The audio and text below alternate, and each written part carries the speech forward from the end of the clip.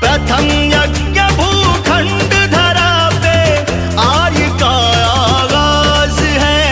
प्रथम यज्ञ भूखंड धरा पे आर्य का आगाज है पावन संगम की धरती ये प्रयागराज है, ये प्रयागराज है।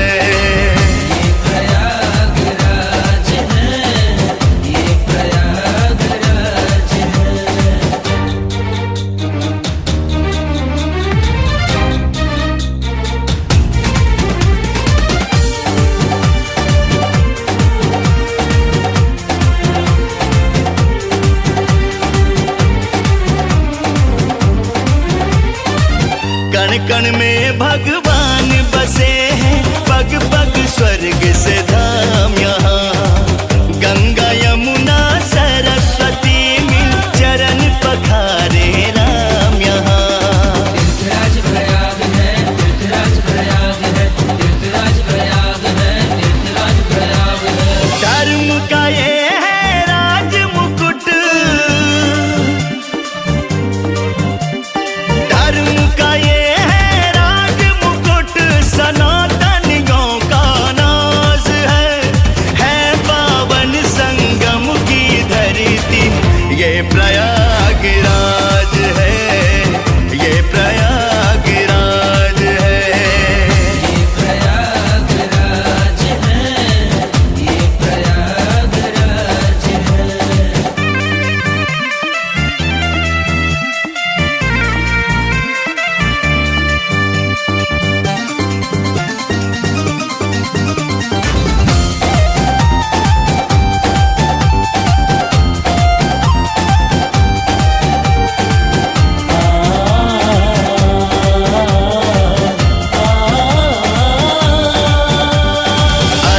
कुंभ और महाकुंभ से होता है श्रृंगार जहाँ।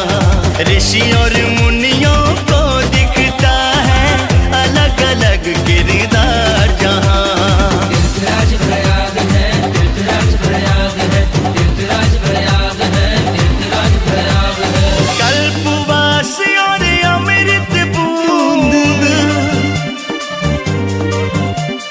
कल्पवास और अमृत बूंद सनातनियों का नाज है पावन संगम की धरती ये प्रयागराज है, ये प्रयागराज है।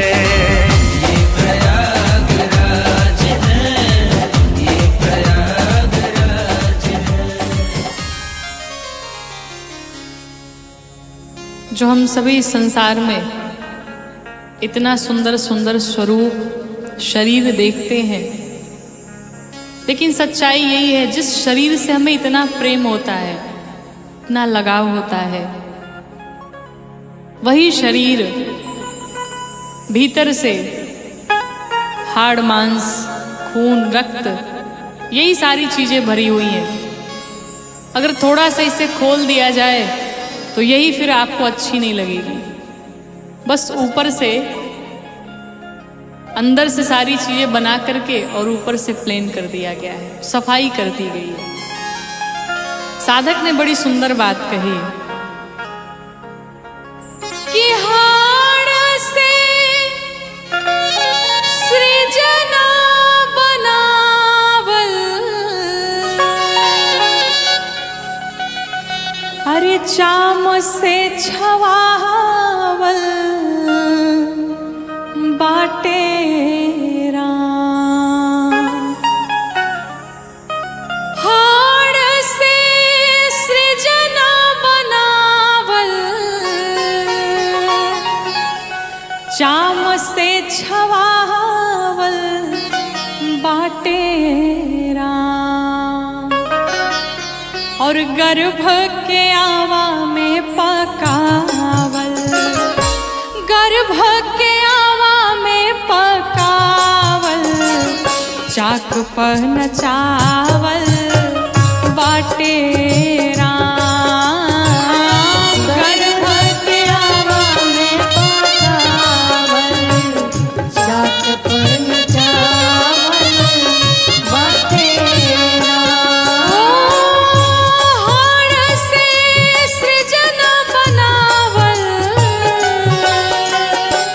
चाम से छवावल बाटे राम। गर्भ के आवा में पकावल, गर्भ के आवा में पकावल, चाक पन चावल बाटे राम। गर्भ के आवा में पकावल, चाक पन चावल बाटे राम।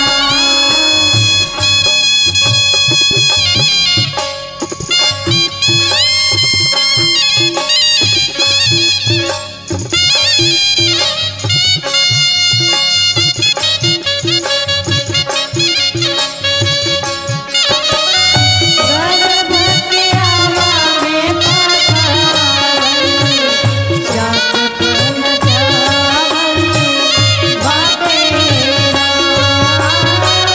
गर्भ के आवा में पकावल, चाक पन चावल बाटे राम। कितनी सुंदर बात, शब्दों पे गौर करिए। मांस के नेवरत, मांस के नेवरत, मांस के नेवरत, मांस के नेवरत लगावल, खून से चिकनावल बाटे राम। सास के सुगनवा बैठावल, सास के सुगनवा बैठावल, आत्मा बटावल बाटे राम। सास के सुगनमा बैठावल, आत्मा बटावल बाटे राम।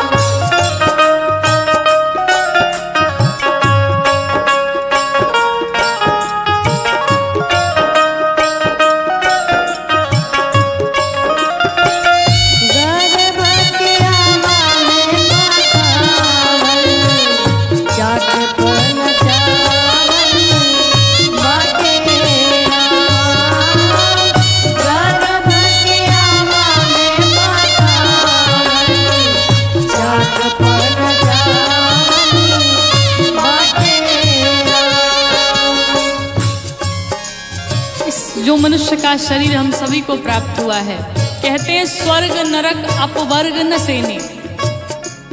ये मनुष्य का शरीर ही साधन है भगवान तक पहुंचने का। अब दो सीढ़ियां हैं, एक स्वर्ग की तरफ जाती, एक नरक की तरफ जाती। तय हमें करना है कि हमें स्वर्ग में जाना है कि हमें नरक में जाना है। नरक में कैसे जाएंगे ये हमें बताने की आवश्यकता नहीं कि क्या करने पर हम नरक में जाएंगे और क्या करने पर हम स्वर्ग में जाएंगे, क्या करने पर हमें भगवान की प्राप्ति होगी, भगवत प्राप्ति होगी। इस शरीर का कोई भरोसा नहीं। साधक कहता है, नस नारी सुतरी, नस नारी सुतरी, नस नारी सुतरी, नस नारी सुतरी बनावल, दौरा बिनावल बाटे राम। मृत लोक पोखरा खोनावल, मृत लोक पोखरा खोनावल, ओही में पौरावल बाटे राम। मृत लोक पोखरा खोनावल, ओही में पौरावल बाटे राम।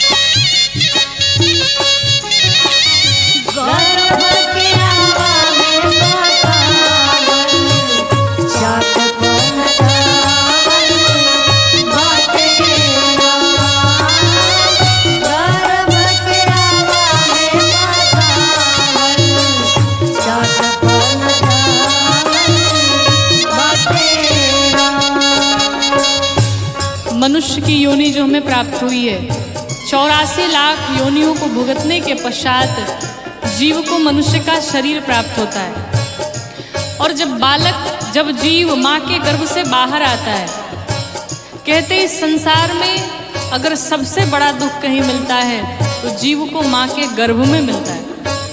कहते